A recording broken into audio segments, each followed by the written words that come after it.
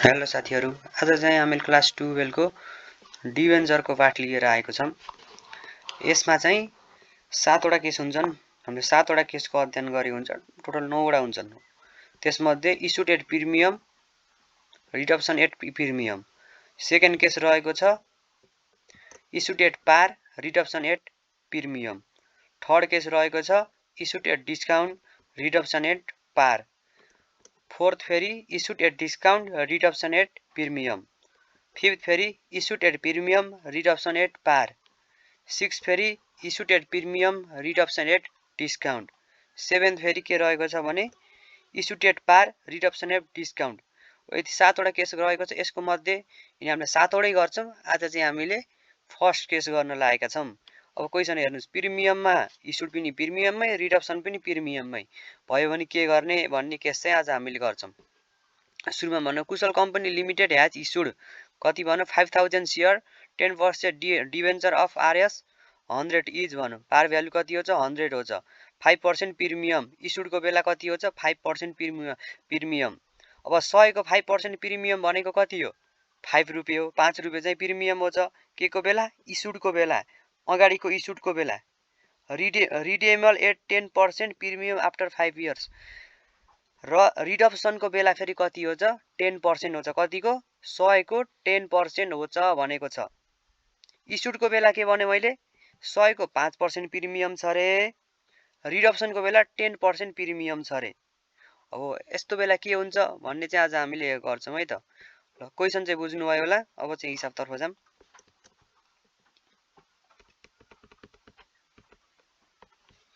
अब सुरुमा ल हेर्नुस्, इस्युडको बेला गरेको प्रिमियम जहिले पनि के गर्नुपर्छ माथि बैंकमा एड हुन्छ। इस्युडको बेला कति पर्सेन्ट प्रिमियम भनेको थियो भर्खरै क्वेशनले 5% प्रिमियम भनेको थियो। उसको बेला रिडम्पसनको बेला कति पर्सेन्ट प्रिमियम भनेको थियो 10% प्रिमियम भनेको थियो। अब हामीले के गर्छौं बैंकमा बैंक एकाउन्ट गाड्दा पार भ्यालु यहाँ कति छ यहाँ हेर्नुस् 5000 पार भ्यालु छ। 5000 शेयर इस्युड गरेको छ। पार भ्यालु कति छ 100 छ।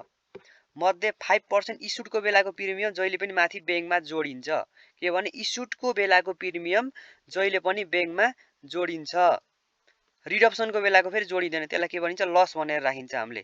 सुरुमा जोड्यो 100 पार भ्यालु 5 जोड्यो कति भयो 5,25,000 भयो। अब लस अन रिडम्पसन अफ डिबेन्चर यसलाई एन्ट्री गर्ने यस्तो छोड्ने अनि 10% डिबेन्चर एकाउन्ट क्रेडिट गर्ने 5000 * 100 पार भ्यालु जति हो डिबेन्चर एकाउन्टमा त्यति राख्छौं। जस्तै हामीले bank account debit to share application account credit गर्थ्यौं नि उता शेयरमा, यहाँ पनि सेम त्यही गर्यो।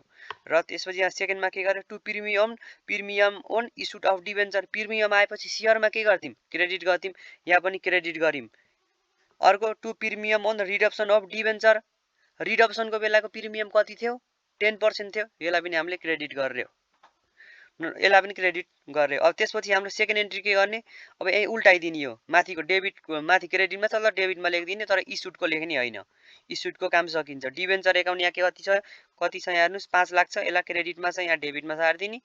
अब त्यसपछि रिडम्पसनको कति छ यहाँ रेड मैले रेड कलरले चिन्ह दिएको छु नि हो। यसलाई पनि मुनतिर सार्दिने। कति छ प्रिमियम अन डिबेन्चर यसलाई पनि डेबिट राख्दिने। यो भइहाल्यो। To debenture holder account credit 5,50,000 भइहाल्यो। अनि to debenture holder account debit फेरि यसलाई पनि त्यही उल्टो पुल्टो गराइदिने हो 5,50,000 र टु बैंक एकाउन्ट क्रेडिट कति भयो 5,50,000 भयो।